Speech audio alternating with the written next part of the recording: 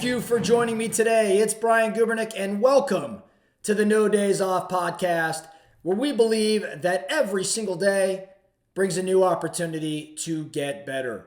Let's get into today's topic. Today, we are on Health Series Part 5, the final piece of the 5-part series around health. And today, we are going to talk about mental health.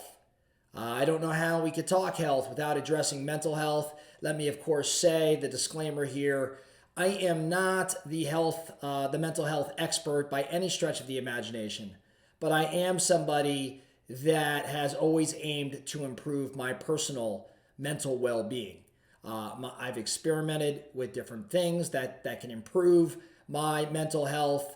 I've met with and coached and talked with so many that have had different experiences, and I try things out. And so what I'm going to speak around today are those things that I have personal experience with, my feelings around it, maybe the results I had. And the idea here is to just get you thinking. I don't have the prescription for you, but if I can get you thinking around things you could do for your own mental well-being, well then today's discussion was a victory. So let's talk about the things I think we can all be doing to improve our mental health, especially in this crazy, crazy world in which we live. The fact of the matter is we all see the stats, right? I'm not going to quote anything specifically, but you can Google it. You can look it up. There's just poor mental health today across society than we've ever seen historically. And why might that be? It's likely exposure to news, nonstop. It's social media. It's pressure at a different level than history's experienced. It's poor health. It's poor choices. It's more exposure to things that we didn't once have. The list goes on and on and on. But at the end of the day, we truly have to be more purposeful around maintaining a positive mental health. It's just a different world in which we live. So how do we go about doing that? My personal experience with this, it starts for me with really being focused on my own self-care. Now, I don't want to be a broken record on this. Well, maybe I do want to be a broken record on this. I mean, we're talking 5 parts of health here, and we talked exercise, and we talked food, and we talked sleep, and then we talked light and earthing. I'll tell you what, if you do those things at a high level, if you honor those things we talked about in the past 4 parts of the health series, you can't help but improve your mental health in some capacity. For some, it's massive. For others, it's a bit. But the truth of the matter is, if you're active and moving, if you're eating right, and you know what right means, if you're sleeping, and if you're doing other things with respect to your health and you're doing it at a good level, and it's promoting not just physical activity and good health, but also relaxation, I'll tell you what, it's going to up your mental health game. So if you ever feel like, hey, I'm not in the right mental state, you might want to reflect on how active am I? What am I eating? Am I sleeping? Really think about that. The next thing, I think practicing any version of mindfulness or meditation that you're comfortable with, absolutely without question improves your mental health. I'm not here to advocate for, a 20-minute transcendental meditation session. While that may be beneficial for some, maybe it's not for you. On the flip side, I'm not just saying sit there in silence, but if it works for you, by all means, go ahead.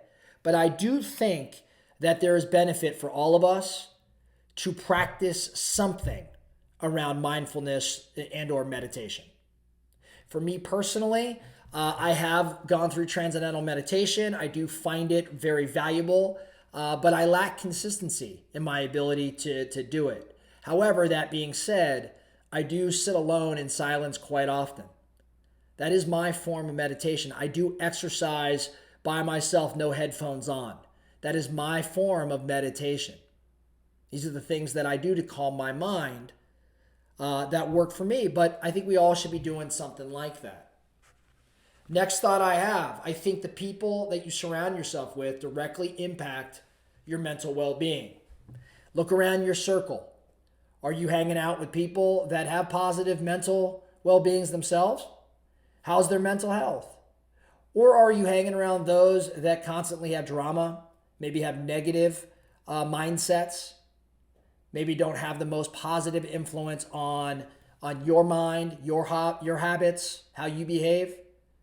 I really think that those you surround yourself with directly will have a bearing on, or have a direct bearing on, your personal mental health. So look around and quite possibly eliminate those that are zapping your energy versus those giving you energy.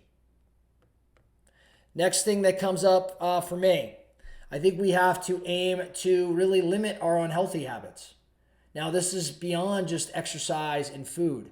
I'm also thinking about, just call it what it is, any sort of downer. I mean, if you drink now and again, there's no question that has a direct impact on your mental health. If you're doing anything beyond drinking, yeah, that's going to have an impact, right? You combine that with poor food and poor sleep, you will spiral down. So I look the opposite way. What would healthy habits look like? What would consumption of mass quantities of water look like relative to other things you're drinking? Right? What is again exercise and steady habits of just positive growth? Forget about exercise for a moment. What if you were just reading and improving or honoring no days off and building momentum? How would that play relative to your mental health? I assure you that if you're going out every morning with the mindset of I'm going to do something for a minute or 2 minutes or 5 minutes or 10 minutes to improve myself, my mind, my relationships, my business, and you do that every day, and the most days you make it happen, I'll tell you what, it's going to have an impact on your mental health, and it's going to be a positive one. Which leads me to the next thing to consider. I think we should all do a better job, or can do a better job, of cultivating a greater sense of gratitude and appreciation.